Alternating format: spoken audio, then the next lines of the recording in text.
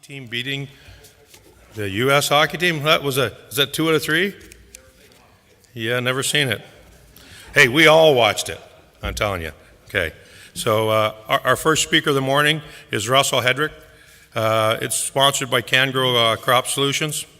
Russell is a first-generation farmer with a strong dedication to his soil, growing fine grain and livestock through direct-to-consumer marketing. Russell farms on 800 acres in North Carolina, growing non-GMO corn, non-GMO soybeans, white wheat, black oats, which it's a new one to me, triticale barley, and raising pasture cattle, I'll get this wrong, but Katadhin sheep? Katadhin?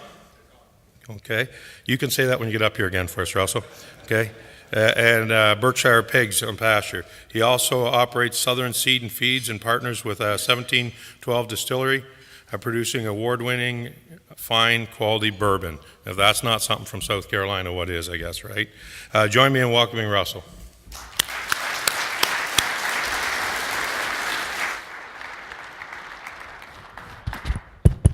Good morning. One thing I learned about Canadians last night is they like whiskey. So I had to leave a little earlier than they did. To give you a little bit of a background, as I said, I'm a first-generation farmer. We started farming in 2012 with about 30 acres. Really, the journey that we've had in agriculture has really been great mentors that I've had. They started me out on the right track. We started with no-till, we integrated cover crops, and then shortly after that, integrated livestock. And learning how to vertically integrate our farm has really made us profitable. So to give you an idea of where we started at, this is kind of how I got my agriculture background. It's a picture of my grandpa. I was pretty much glued to his hip growing up. We had about 10 cows, a couple acres that we made hay on. The only pictures I have of him are really in the field working. This is kind of where I got my start in animals. This was actually, I think I was about 5 or 6 years old, started out with some goats, started breeding those, and the one thing I learned about goats is they spend about an hour a day eating and about 23 hours a day trying to get out. And that's where I got my first hat. So, really he was a big influence on my life, so a lot of the things that we do on the farm, we kind of keep in mind. But for me, regenerative agriculture is advocacy for rebuilding a broken, degraded agriculture production system that'll heal the soils of the world that have been mismanaged by producers who were taught the wrong way to care for the land. The thing I talk about at these conferences, and I get so many people that talk to me, they said, well, my grandpa dissed the ground, or, my great-grandpa plowed the ground, and, it's been a tradition in our family. The big thing for me is those guys used the greatest technology that they had at their time. Why aren't we? With all the technological advances that we have in agriculture today, there's very, very few systems that we actually need tillage in anymore. So this is where we call home. We actually farm 3 counties. We're actually farming here. Well, maybe this one's not working. We farm the county below the red one and then the county to the east. So we actually farm across 3 counties now. I have 26 landlords that I have to deal with every year. It's a lot of Christmas cards, and it takes about an hour and a half in a pickup truck to get from our furthest field to our furthest field. So when we plant our crop rotation, we're typically planting about 2 or 3 years ahead of time, and also our cover crop rotation in that as well. So, commonality between all tillage tools, I kind of always give a challenge at a conference. If anyone in here can tell me one thing that a tillage tool does good that it doesn't destroy at the same time. We're increasing weeds, we're destroying soil structure, decreasing water infiltration rates. You'll see some of our farms, and we'll talk about that. But the biggest thing on our farm that we monitor is soil carbon. So reducing physical disturbance. This is a picture here of one of my neighbors. Every year, I like to send him a Christmas card and a nice fruit gift basket, because every year they like to go out and turn no-till, and I get free topsoil and nutrients. It really helps us cut down on our fertilizer budget. But this is just some of the issues that we have. To give you an idea, we get about 40 to 45 inches of annual precip where I live. This last year with 2 hurricanes, I think we were about 102 inches. It was a pretty wet year. We could have grew rice if we would have known ahead of time. But this is what our neighbors do in the fall. They'll go work it up. They like to bed it, and then water stands on it all winter long. It pretty much goes into an anaerobic condition. Then we get into cropping season, and they have to start cutting ditches to get the water off of the ground. One of the things that we started doing is we called the DOT and the Department of Transportation, actually let us start, digging that out of the ditch banks, and we tested it, and the nutrient content in that, I could probably, if I could get about a ton to the acre, I could cut back on fertility for about 2 or 3 more years, even further. So, just start thinking about what you're doing. The most expensive input that I use as a farmer is fertilizer, and when you see that soil move, you're losing that fertilizer. So this is what we look like in the fall time. We go out there with a diverse cover crop mix. Typically on our farm, we're doing about 5 to 7 different species now. We're trying to really focus on nutrient management. And, my grandpa's old saying is, life is hard, it's harder if you're stupid. Like I said, he's been a big influence on me, so anytime that we think about anything on our operation, we really try to pay attention to the dollar and cents. I had somebody tell me one time at a conference, they were like, you love farming so much, you'd do it for free, wouldn't you? And I said, no, I'd stay at home for free. So, if we're not looking at operation making money, we'll just do that practice. So let me give you an idea where we started at. This is what my soil structure looks like when I pick farms up. Most of the farms that I'm picking up, other farmers either gave up because of resistant weed issues. We've had some farms that the state has used for bridge projects, and they call it a bar pit. They'll take about 5-6 feet of topsoil off, fill in dirt for a state road or something. They try to remediate it back, and we pick it up. And we're really picking this ground up because no other farmer will take it. So it really helps us on rent, but the first couple of years it's pretty tough ground. On the right over here, that's what our soil starts to look like after about 4 or 5 years of no-till and cover crops and integrating livestock. But the thing I want you to pay attention to is on the top of the screen. On our farm, we're monitoring 2 things. It's the most 2 important things on my farm when we start looking at soils, and that's CO2 respiration rate, which is a biological indicator of activity in the ground, and water extractable organic carbon, or called WEOC. That right there is pretty much like the food that the biology can consume and thrive upon. So organic matter, in a sense, is the house, and water extractable carbon is the refrigerator that they can pull from to actually build themselves. So this is what it looks like after 7 years when we've integrated livestock and cattle. We went from a bright red or orange, high iron content, heavy clay soils to start seeing aggregation, soil structure, and it almost looks like chocolate cake when you're digging it up. And the big thing for us that we first noticed the no-till and cover crops is look at the pore space. We started seeing our native forest, our infiltration rates are about 1/2 inch an hour. We're starting to see 6, 7, 8 inches an hour on the second acre inch. So for us, capturing that water in a dry land system has really helped with our yields. So this is kind of where we started. If you didn't know, I was actually a full-time fireman for about 10 years, made my switch into agriculture, and this is back when I used to be a little younger and a little fitter. Our first cover crop, if you've never had, how many people, I'm gonna make y'all work a little bit this morning. How many people's planted cover crops in here? All right, that's awesome. Maybe when you planted your first cover crop, you had the same issues we did. I had anxiety. I had never planted a crop before. I had just bought my first corn planter. I actually bought it in Iowa. And to tell you how good it was, it cost me more money to ship it from Iowa to North Carolina than I paid for the planter. So I'm worried about, my neighbors telling me no-till doesn't work. So I've now got a 4-row no-till John Deere 7000, and we're going to go plant into this stuff, and I had no idea how well that was going to work out. We ended up doing 197 bushel corn the first year. It was a really good year because corn was $8.10. So, this is kind of just the way the luck worked. This is where we're at now. This one here we call the home run blend. It's a mix of cereal rye, triticale, oats, crimson clover, winter peas, hairy vetch, and we put a pound of rape in it. If we're trying to go for pollinator strips, we'll add a 1/2 pound of phacelia, and that acts as a pretty good pollinator. And then we started doing on-farm trials. So to give you an idea, those red rectangles are litter bags. So they actually cut the cover crop and put it in a clear mesh bag and actually set it on a scale in the field. And every time it rained and the biology would consume some of that organic matter, we would actually be able to weigh the release of nutrients back into the soil solution. This was at the University of Georgia and North Carolina State. And then the little blue dots and the green squares are actually the water sensors that they put in, so we were monitoring water availability. And if you're actually growing cover crops, this is something the University of Georgia came out with. It's called the Cover Crop Nitrogen Availability Calculator. Even here in Canada, you can ship it down to the University of Georgia.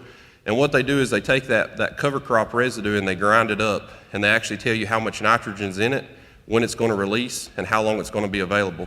So this is a pretty good nutrient management tool for us. This is the case study that we were in. We're actually doing this on 40 farms from Maryland down to Florida, and we're looking at different cover crops, time of termination. So the big thing is my neighbors like to terminate their cover crop about March 29th. The problem with that is that cover crop is so small, we're releasing almost all the nitrogen from that cover crop in the first 4 weeks before the corn crop actually needs it. So what we did is we actually waited till May the 9th, and just changing from the 1st of April or the end of March to the 1st of May, we were actually able to tie up about 70% of that nitrogen later into the season whenever the corn crop actually needed it. And then we started doing check strips. You know, I saw a bunch of hands for cover crops. How many guys are doing check strips? How many farmers doing check strips? That's awesome. You know, the first thing I was told when I started, our district conservationist, his name's Lee Holcomb, you know, we had to do a check strip to be able to monitor the difference between what we were doing. So we go out, we pull biomass samples, you know, measure 2 feet by 4 feet, and we actually weigh it wet and dry. This is the way I do it on a trailer. Just flip it over. That gives me a poundage total. There's another way you can do it. You can put it in the oven at 350 degrees. You know, Lee tried that when he went home and put it in the oven. He almost got divorced because of the smell, so if you're married, I don't recommend that way. Then we started looking at, you know, high biomass cover crops. This is the second year I've been farming. This is a little video of, this is a John Deere 4830. The co-op went out and sprayed, and even with the booms all the way up, he was still slapping that rye. You know, when he got to the end of the field on that first pass, he jumps out and he says, "Man, how are you going to plant this stuff?" And I said, "I guess one pass at a time." And he said, "There's no way that you're going to establish a crop in that." And so then my district conservationist came out and he saw this. If you've never had a nosebleed before, roll that down in an open station tractor. You know, to give you an idea how committed we are, that's a 7-foot cultipacker. We were rolling about 750 acres that way ahead of planting. 7 feet at a time. You know, to give you an idea what it looks like, this is the residue mat we're getting. That right there is about 6 to 7 inches deep after rolling. You know, my issue where I'm at is weeds. I have a terrible issue with either resistant mare's tail or resistant pigweed. This right here has reduced our chemical program each year by about $20,000. Lee Holcomb came out when we were planting this, and you know, he kind of did the same thing. He kind of patted me on the back. He's like, "Oh, I got a meeting I got to go to," and I said, "No, you got me into this. You're going to stay." So I'm out planting the headlands, and he's checking. We had really good seed to soil contact. The crop started coming up. If y'all remember that check strip, you know, the only thing that this crop had, this is the first crop we never post sprayed. You know, Johnson grass, morning glory, sickle pod, cuckleburrs, pigweeds. We're suppressing all of them with the mat, and then you can directly see where that check strip was where we didn't have a cover crop, and that stuff just came back in. Another thing that we noticed is the extension came out, and we're actually finding pigweeds that are about 2 or 3 feet long that are growing in the direction that the cereal rye has been laid down. So not only is, you know, we're not contending with that weed because it's dying in that mat before it can come up, but also we're not having to worry about the seed bank. We're actually lowering it. So this is what the crop looked like 7 weeks. Typically within 7 weeks of planting, most guys have to spray it once. Depending on the field, they may go back and do a second post spray. This is what it looked like at the end of the season. We had really good, like I said, even where we did the strip around the field, we bush hogged about a 5-foot strip, had a field day on this farm. You know, I was so amazed that we were able to grow a crop without a post herbicide. And you could go out there and pull the cover crops back. You could see that we still had good ground cover, no weeds growing underneath the canopy. But that's the difference. The one on the right is the one that did not have cover crops that was in the check strip. The one on the left did. It was about an 8 bushel difference for us. You know, at the current time, I think market price was about $14 a bushel. So, you know, that was pretty big. Even now, I think we're getting about $8.75. That's still pretty good. And then we start talking about pigweeds. This is a 30-acre farm that a neighbor of mine actually gave up. They had resistant mare's tail and pigweed on there. They had an issue with controlling it.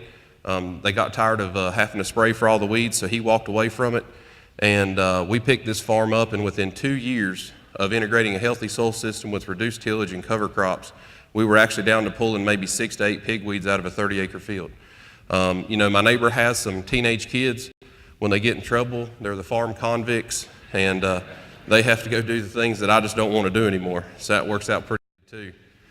And then we hit our good bean yields. You know, we really don't shoot for yield. We get lucky sometimes, but you can see where John is on the right. There's a little outbreak of Johnson grass. There's a few splotches in the fields.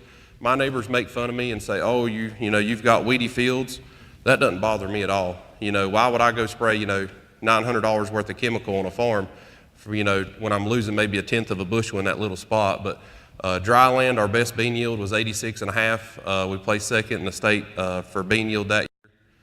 And then we started looking at sugar. How many of y'all have insect problems on your farm? Anybody? You know, the things that we're fighting, you know, look at nature's system. I met Jonathan Lundgren, and Jonathan got to talking to me about Brix levels in our plants. And if we can get the Brix level above 14, because bugs can't process complex sugars, it actually bloats them and they fly off. So we started messing around with sugar. If you've never bought sugar in bulk before, I went to a Costco and told them I wanted a pallet of sugar. And she said, honey, that's 2,500 pounds. And I said, yes, ma'am. And she said, well, you got a restaurant? And I said, nope. And she said, well, I'm going to need your driver's license. She thought we were taking that sugar out in the woods.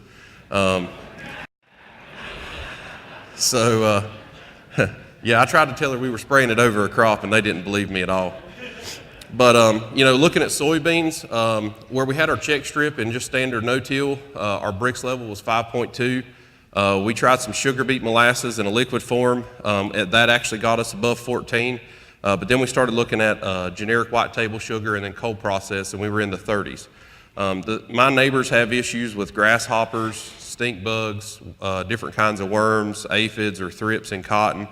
And we have kudzu bugs. If y'all don't have any, I'll gladly bring you some next trip up here. The only thing that they like better than kudzu is soybeans. But, you know, we haven't sprayed an insecticide now in 4 years. Not saying that I don't have insecticides in my shed, but I just don't need them anymore. And same thing with fungicides. When we started looking at covering the ground, just understand as a farmer, 80% of the diseases that we're facing are soil-borne pathogens. And when that rainfall hits that bare ground, it splashes the spores up, and that's why we see disease move from the bottom of the plant up. With keeping that ground completely covered, we haven't sprayed fungicides in 5 years. So this is cotton. We were seeing about the same thing on our cotton crop. The way that he's able to do it is he's growing his corn in the cover crop strip where he's planting right now. The strip beside of it is oats and clover. He'll bale that off for hay for his cattle. Then he'll come back in with a summer cover crop mix, and he'll allow that to grow during the season, and he rolls it down and plants a winter cover crop where the summer cover crop was. And next year his corn will be in that strip. And he's been rotating like that for years now, and it's been working pretty well. And then we look at what we started doing. You saw that we were using that 7-foot cultipacker. The nosebleeds were getting expensive. It's hard to find people that want to work anymore. So we actually went to a farm show, and they had these Yetter stalk devastators that mount on a corn head. And I looked at the dealer, and the display at the farm show was actually mounted to a 2-inch bar. And I asked the dealer, I said, could I get that in 3 sections? I gave him the lengths I wanted, and he said, well, what kind of corn header is it? And I said, no, it's going on a John Deere corn planter to roll cover crops down. And he looked at me like I had 3 heads. And so we actually came home, bolted this thing up. We didn't have to do any kind of modifications. There's a down pressure spring for us to put pressure. I'm kind of a metalhead. Nobody built the corn planter I wanted, so we built those extensions. Actually extended the frame back, made an 8-row 20-inch planter. We run in furrow, and we used to put phosphorus out broadcast with MAP or DAP. We've actually went away from that now. We're putting everything in behind the planter in a 2x2. The problem where I'm at is with the hills that we farm, we could go broadcast fertilizer and have one big rain event, and you couldn't find fertilizer on the ground on the hillside. It'd literally be in the bottom. So we're trying to place it a little bit lower in the ground to keep it from moving. To give you an idea, we didn't have GPS until we got here. It kind of got hard to see the other side of the field. And you know, we've had our bad days. I use these, you know, I don't really say brands when we had issues, but we had issues with a closing wheel, a spike closing wheel, and it made beautiful round bells from one end to the other of the field. And so, you know, we've kind of played around with different things on our planter. This is just a video of us planting. We try to plant into everything green and standing. It's really helped us with our chemical program as well. allowing the residual chemical, if we're using any, to be there a little bit longer. But, just something simple. We're crimping and terminating. We're actually seeing about a 90 to 95% kill with this roller crimper.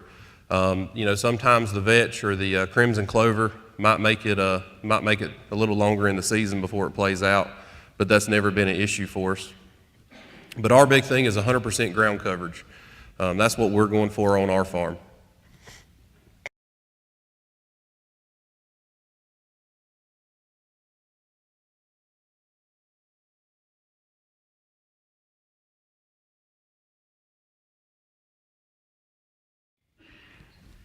You saw that I was driving a Kubota in the first video. I'm a big man, that's a little tractor. So after 4 hard years, we finally upgraded to Club John Deere, and that thing's like riding around in a Cadillac now. Wish I would have bought that in the beginning. This is what it looks like spraying. Like I said before, you can see our headlands on the left. You can see that's our AB lines to the right. And then we went non-GMO. The second year into farming, I called my seed salesman up, and I said, hey, my neighbors had told me about non-GMO, Gabe Brown, a couple guys, and I was literally told about every earthworm or wireworm or cutworm that this world had to offer, and earworms that were going to come and decimate my crop. And so I called my dad, and I said, look, I want to try non-GMO, but the seed dealer says that it's not going to work. The insects are going to take our crop. And my dad's kind of a simple guy, and he said, well, have you ever saw worms in a U-Haul moving from field to field? And I said, no. And he said, well, if you didn't have them before, why would you have them now? So we actually went non-GMO. First year we did about 50% of our acres. Now we're 100%, and we're also doing open pollinated. This is what our non-GMO looks like. It's been some of the best crops that I've been able to grow. We were talking here earlier before the meeting, and somebody else had a picture of this. When we went to non-GMO, we started noticing this stuff. And I don't know exactly what the scientific name for that is, but we started checking the bricks on it, and it is super high in sugar content. And then this last year, there was a publication from New Mexico, and in New Mexico, they're actually finding a bacteria that is living inside of that's fixating nitrogen out of the atmosphere and pumping it directly in through the crown roots. So, to me, that was pretty cool. And then we started noticing mushrooms. So I get a phone call from a neighbor farmer one day, and he said, man, you got to get over to your farm on Triplet Farm Road. He said, you're going to lose that corn crop. I said, well, what's going on? And he said, oh, you got mushrooms growing in the field. He said, I can see them down almost every row. He said, you got to go spray those mushrooms out. I was like, what for? And he's like, oh, they'll take your corn crop out. I said, well, are they moving? Are they walking around like cutting the corn crop down or something? Like I don't understand. So I hopped in the truck and run down the road, and it's just these little white mushrooms. That's a biological indicator to me that if I'm tilling the ground and introducing oxygen, I'm going bacterial dominant, which means I'm cycling nutrients too fast for the crop. On the other end of the spectrum, you've got a forest, which is fungal dominant, and it's really, really slow release. We want to be in the middle. And when you start seeing mushrooms growing in your cover crops, you're doing pretty good, going to that balanced system. Another thing that we start noticing planting cover crops is when you plant cover crops, Ray Archuleta grows in your field. We had a field day, and I was telling Ray about these mushrooms, and Ray couldn't believe it. So we actually we took about 350 people out to that specific farm, and everybody started picking the mushrooms, talking about going back and spreading them in their field to inoculate it. I didn't even know you could do that either. So then we started looking at our corn trials. We've got some check strips that have been there for 7 years now. This check strip here is standard no-till on the left and no-till with integrated livestock on the right. And so what I can tell you is that corn on the right will make 45 gallons of liquor per run, and the one on the left makes 35 gallons of liquor per run. And when Zach and Tim looked at starting up the distillery, we had won an award, Innovative Young Farmer Award for North Carolina, and they'd just seen it. And they had invited me out, and I told them that analogy. I showed them our neighbor's corn versus ours. And Tim said I was full of it. He said, well, how do you know that your corn makes more liquor? You don't own a distillery. And I said, well, we just won't talk about that. But, like I said, I gave them a 2,000-pound sack, and they tried another farmer's, and we've been friends ever since. And we've kind of expanded the distillery. We'll talk about that a little bit. So this is our neighbor's corn. 2015, we went into a drought. The first couple years I did cover crops, I was kind of disheartened because we really didn't see a huge impact on yield versus our neighbors. We did save a little bit on fertilizer and chemical.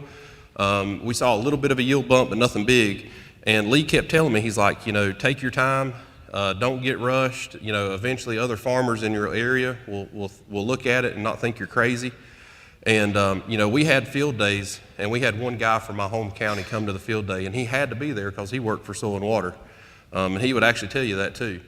So 2015 rolls around, and me and Ray looked at some crop fields, bare ground, 10 o'clock in the morning, we're looking at, 40 degrees, or 94 degrees. And on our farms, we were about 75, 80 degrees. And this is what our neighbors' corn looked like. They were picking 5 to 9 bushel corn. And the one good thing about being a first-generation farmer is I learned so many new lessons every year. And this year I learned the lesson, if you bale these stalks and feed them to cattle, you can't walk 6 feet behind them or you'll get painted. I learned about nitrate levels. So, this is what our neighbors were picking. Our farm average that year was 128 bushels in a drought, 4 inches of rain from March to September. So another thing that we've learned is, we are connected to the food that we eat. One of the things that has really been a shining star to me in agriculture is there's actually these new scanners coming out that we can actually pick up 2 tomatoes in a grocery store and scan them, and it'll tell us which one's more nutrient dense. For me on my farm, I think this is where the market's going in 5 or 10 years, that people are going to start buying their products based on nutrient density.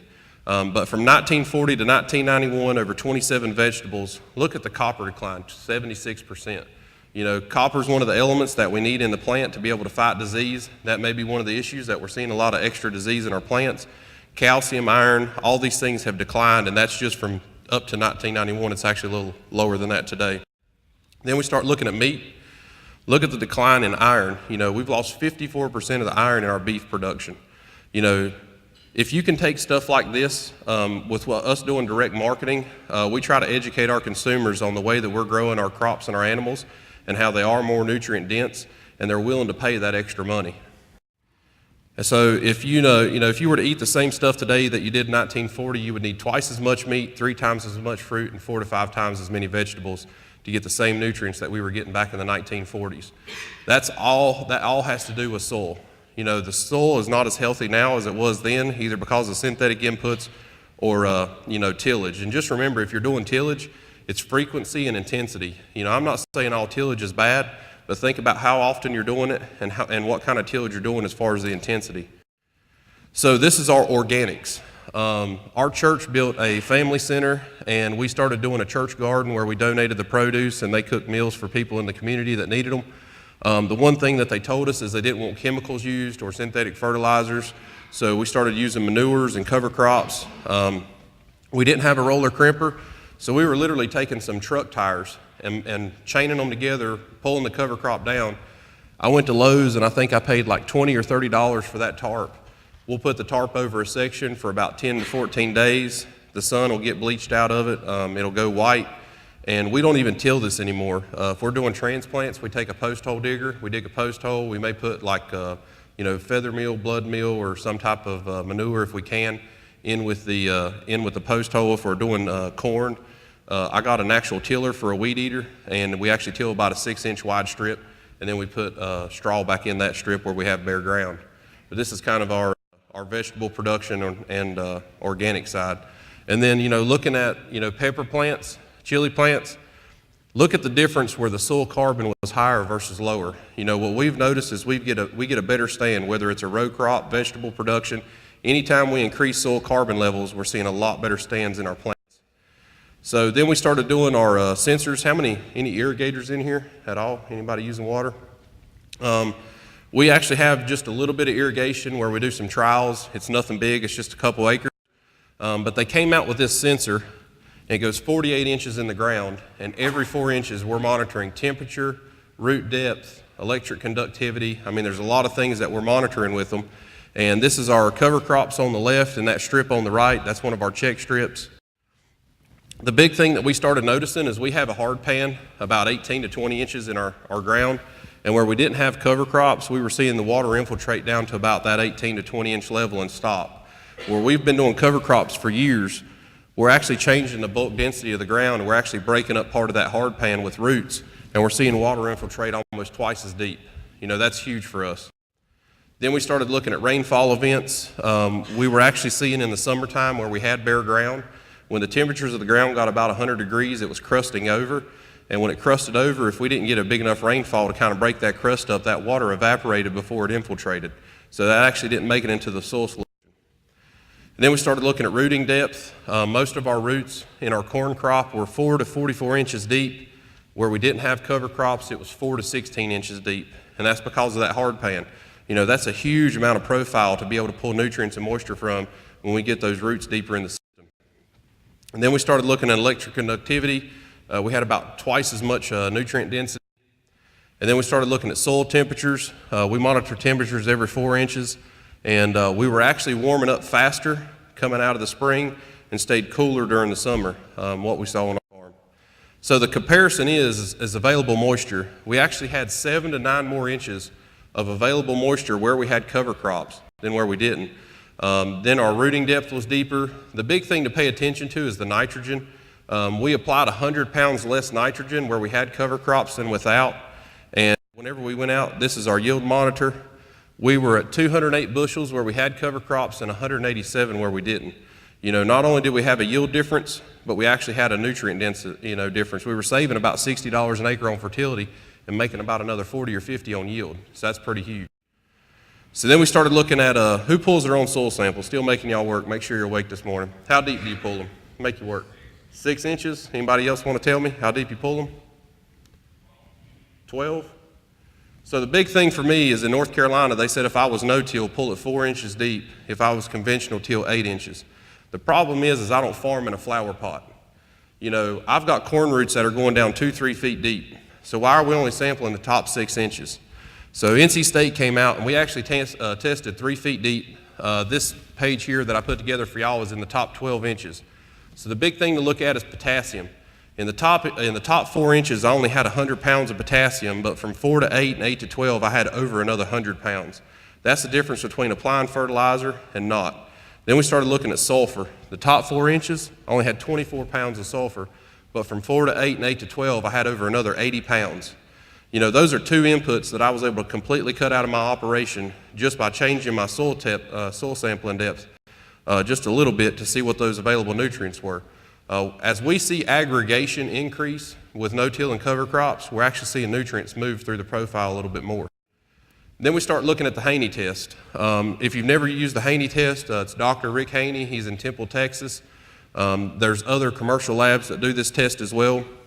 The big thing that we're paying attention to is the one-day CO2 burst and also organic carbon. As we did cover crops and we integrated no-till where we weren't disturbing the ground, we saw the CO2 burst increase. But in 2015, when I had a drought, we put a summer cover crop behind small grain and introduced cattle into this farm. And we grazed it with livestock and then our sheep and our pigs. And just look at the difference. We went from 134 to 495. That means that the soil biology almost doubled. You know, for us to double soil biology in 1 year, that's the that's the difference between having livestock on the farm and not. And I think almost every producer in some form is going to have to introduce livestock back to start seeing some of these practices. You know, this is kind of what Rick's tests look like. He shows you carbon, nitrogen to carbon ratios, and then also your CO2 burst. The big thing that we talk about is if you pulled a university sample and you look at nitrate nitrogen alone, you're only going to get that green half. Rick actually picks up the other red half, the organic forms of nitrogen. And then PLFA test, I'm not sure if y'all are familiar with PLFA. It really just reads the biology in the ground, mycorrhizal, protozoa, different bacteria counts, predator to prey relationships. We also started pulling PLFAs. Then we started doing these corn trials with North Carolina, and everybody always looks at that line going across, and they always look that, hey, if I apply 150 units of nitrogen, you know, I'm going to make more corn. The big thing us as farmers need to be paying attention to is right here at 0. With 0 units of nitrogen, I made 80, 130, 155, and 180 bushels of corn. These plots here are 5-acre plots. These are actually plot averages, so this isn't a university 10 by 10. The thing that I want you to pay attention to is everything on here was no-till, except for plot number 2, which is the square plot. And every time we applied 50 more pounds of nitrogen, we saw a yield increase. The reason is when we tilled that ground, we introduced oxygen, it became bacterial dominant, and it burned the house down early in the season. We didn't have a nutrient reserve left to actually break down during the rest of the season, and that's why we saw the response from the fertilizer. So the corn ear on your right had 250 units of nitrogen, the one in the middle had 125, and the one on the left had 0 nitrogen. I am a farmer, so sometimes it doesn't look good, but if you look at the top, the full rate of nitrogen was our check. It was 190 bushel corn. The half rate was 185, and where we had no nitrogen at all, we made 181 bushels of corn. You know, I lost $36 in yield, but I saved $105 an acre in nitrogen. You know, at the end of the day, over 1,000 acres of corn, that's $70,000 in your pocket as a farmer, just in your nutrients. That's one nutrient. So we pull stalk nitrate samples. You know, if you're farming corn, there's no reason that we shouldn't be pulling these stalk nitrate samples. They're easy to do. It gives us a report card at the end of the season, you know, how good we did on our nitrogen management. The big key that we have found in these stalk nitrate samples, it has to be done consistently at about the same time. So what we monitor is for black layer, and then about 2 weeks after black layer, we're pulling these stalk nitrate samples. So farming for profit, not for yield, that's our farm motto. You know, 2018, we didn't post-spray 500 acres of corn, 400 acres of beans. We saved almost $20,000 in chemical. Then we started looking at our fertilizer reduction, utilizing the Haney test, just in phosphorus, potassium, and nitrogen alone. When you add all those together, last year our operation saved about $91,000 over a conventional farmer in my home county. So this is what some of our open pollinated corn looks like. This one here is Reed's Yellow Dent. This is actually the biggest open pollinated I've grown to date. It was 46 long and 20 round. Like I said, we really don't shoot for yield on all of our farms. We try to do it for profit. Sometimes you get lucky, the rain hits right, we had the right ground. So we started picking the corn, made one pass down the field, and the combine dinger started going off saying it was full, and I was like, man, there's no way. So this is Lee's wife, Durr. She's at our county extension. They do our yield trials. So Durr came out, we did a yield trial on this farm. We did 318.15 bushels dry land. You know, that was with 140 units of nitrogen. You know, we weren't even shooting for that yield. It just got lucky between the soil biology, soil carbon, the organic matter on that farm, the breakdown and nutrient release. If you've never seen 300 bushel corn, it's a tough one. You know, I didn't think the combine was going to slug through it all, but it worked out pretty good. And then we pull stalk nitrate samples. You know, it cost us $10 for a measuring tape and a set of shears. We measure 6 feet off the ground, or 6 inches, 6 feet, 6 inches off the ground, and then 10 inches above that. And we send those stalks off and we have a nitrate sample done. And even where we made 318 bushel corn with 140 units of nitrogen, we were still excessive. That tells me two things. If I would have had more moisture, I could have made more bushels, or I could have cut back even more on my fertility. You know, what we're seeing with the ground building soil organic carbon and soil organic nitrogen is amazing. So once again, when I started farming, I had a 7-foot grain drill, planting 750 to 1,000 acres a year of cover crops. And then we were planting probably 300 to 400 acres of double crop beans with that. That is a lonely farmer in his field. Finally moved up to Club John Deere. This is a farmer with a girlfriend. I now have free time. You know, if you've never planted all that with a 7-foot drill, you know, try it out one time, see how you like it. But, you know, we finally got a 15-foot drill, a little bit bigger tractor. It's been kind of fun to grow the farm. We've really tried to reinvest about every dollar we've made on the farm to kind of grow it to the operation that we have now. We integrated livestock. 2013, I was still working at the fire department. Ray Archuleta calls my cell phone, and I was like, I got to come off the truck, I got to take this. So Ray talks for 30 minutes about how to mob graze my cattle, herd them like buffalo, all these things, and then he takes a breath. And I finally got to talk, and I was like, Ray, I don't have any cows. And he's like, oh, you got to buy cows. Well, 2013, cows were $2 a pound at the sale barn for somebody else's headache that could barely limp in there. So we bought 10 cow-calf pairs. Half of them already had their calves on the ground. I thought that a springer meant that they were going to have their calves in the spring. What it was is I went to the fire department and they sprung over the fence into the highway. Then the highway patrolman called you. So we got rid of those, went stalkers for a while. Now we're back to cow-calf pairs. But my point is, don't make this hard. Everybody talks about, well, what if my paddock size isn't right? What if they're not straight? What if I want to go on vacation? I'm here with y'all now because my cows have the whole farm. We typically don't like to do that, but don't hem yourself up with this. Have fun with it. If I want to go to the beach for a weekend, I just give them a bigger section. And when I get back, I find where to start them again. Don't make this harder than it really is. This is what it looks like in our summer cover crops. If we get a pretty degraded piece of ground, we'll actually put a summer cover on it and integrate cattle before we go to cash crop. This is the reels that we use. Notice on this reel there is a rubber handle on the stick part. My first one, I bought a cheap one. It didn't have that. It was electrifying. Our farm motto on animals is under-engineer and over-electrify. It put me on my knees. It was like a 10-mile charger on like 5 acres. And I literally felt it through my wrist and knew what was going to happen when I heard that pop. But, we got rid of that. These are Gallagher reels. Like I said, they're pretty nice reel. They're cheap. They're, $60, and we can do a lot of running with them. The big thing is notice how much we're leaving. 99.9% of all cattle producers I talk to love to overgraze because if it's green, it'll turn into beef and they want to graze it. Just understand that the most productive part of a plant is in the top third, and we're taking no more than half. If we eat more than half of that plant, we're sacrificing root growth, which is a delay in the time that we're seeing that regrow. So if we're taking at least a third to a half and staying above that, we're seeing faster regrowth.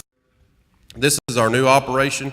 Operational diversity is key to success. We're trying to get pinatas to eat the candy. Sometimes I get a laugh out of that one. These are our Katadhin hair sheep. The one thing that I have learned about sheep is if the wind blows, they die. They also have fun things like hoof rot that you have to put copper tox on, which smells. Fly strike. Never buy sheep off of Craigslist is another word of advice. Genetics are key. Like I said, so many good lessons. So then I used to live in the city, and when I lived in the city, I had about 1.5 acres behind my house. I always wanted to do something with it, so we started fencing it in, and my neighbors thought that we were getting a dog, and they came home, we had 14 pigs. And so we went with Berkshires, never had pigs before, and I'll be honest with you, pigs are probably my favorite animal. And so we started grazing them, and this is my daughter. She was 2 in this picture, but she literally learned how to count with pigs, and she's been fun around the farm. Then we start pulling manure samples. We know about what a pig does a day, and if we got 20 pigs out there, we can start seeing how many nutrients we're moving in. This is our bacon. These are our pork chops. That's not a ribeye steak. We sell bacon for $11 a pound. We sell these for $9 to $10 a pound. We do all our marketing on Facebook. We'll talk about that in the breakout later. This is Michael Thompson from Kansas. I'm 6'6", he's 6'10", and that's the ear above his head. This is Bloody Butcher. It's from 1845. We started raising it. This is what it looks like. This is one of our open pollinated corns. We're getting $9 to $14 a bushel for this in grain form.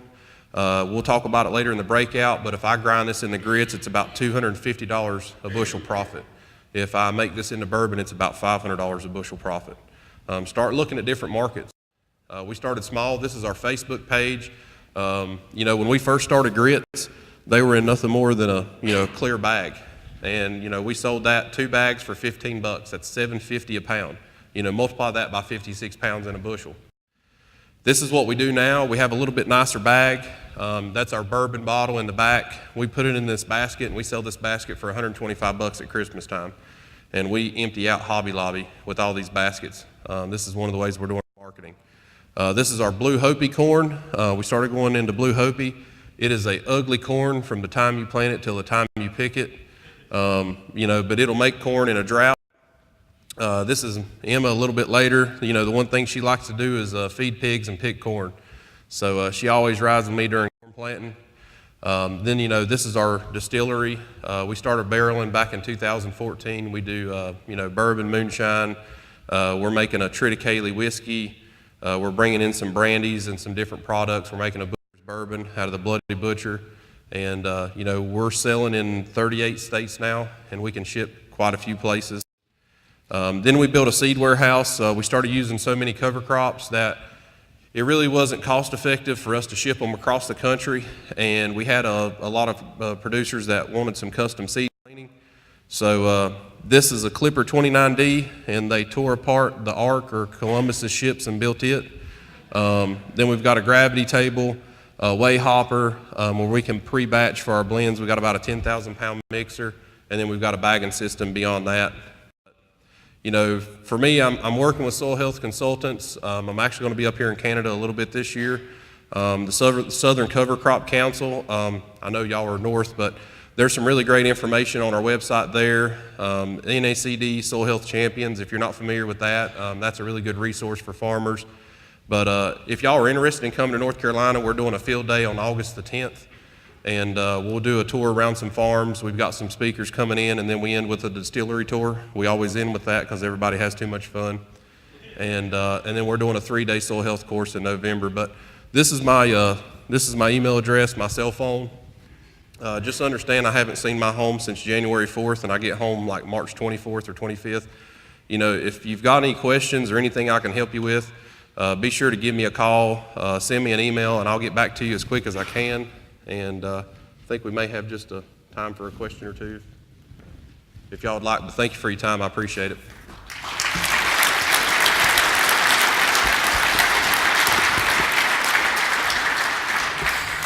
I know we're going to get a chance for some questions during the breakout sessions. I do have a question. You talked about black oats, and I didn't see anything on black oats. What's the deal with the black oats? So my sister has celiac, and she can't deal with gluten. And we grew these black oats. They're good for suppressing nematodes, but we made a whiskey out of them. We made a black oat whiskey, and it tasted really good if you could get past the front of it where it tasted terrible. So we're now using some different, we're using a different oat. They bred us an oat that's a hulless oat, and it's working out pretty good. But as far as covers go, if you have nematode issues in vegetable production or sandier ground, there's actually a root exudate that those black oats make that we've seen soybean cyst and root knot nematodes getting cut in half within one cover crop season. So black oats have been a pretty big component for that. Okay, I'm going to steal 1 minute out of our break here. Quick question is, how is the sugar used? You talked about taking skids home, and you're making bourbon, but that's not what you're using it for primarily, so what are you using it for? So the way we're using the sugar is every crop gets a half pound in furrow. We typically run like 2 gallons of in furrow fertilizer with a half pound of sugar and water. And so that's going in furrow, so we're pulling it up through the plant early season, trying to get those Brix levels up early in the season to fight against pests. On soybeans, we're applying a half a pound to a pound per acre over the top of the beans. Corn typically takes a pound to a pound and a half because of just so much more vegetative growth. And the way we're doing it is simply we mix it up in a 275 gallon tote with water, allow it to pretty much go into a slurry, and we can either pump that directly into our planter with our fertilizer or directly into the sprayer and spray that over the crop. But to give you an idea, it costs about $1 to $1.50 an acre for that full program to increase the Brix. And the big thing is we're only targeting the predator insects that are actually going to be eating that plant, and we're not getting rid of the beneficials like ladybugs and other things that we're trying to keep on the farm. So that's kind of how the sugar works. Thank you very much. Thanks for a great presentation.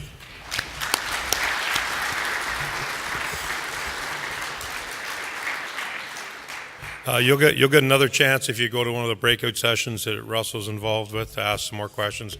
Obviously a great presentation with a lot of depth, so appreciate it very much.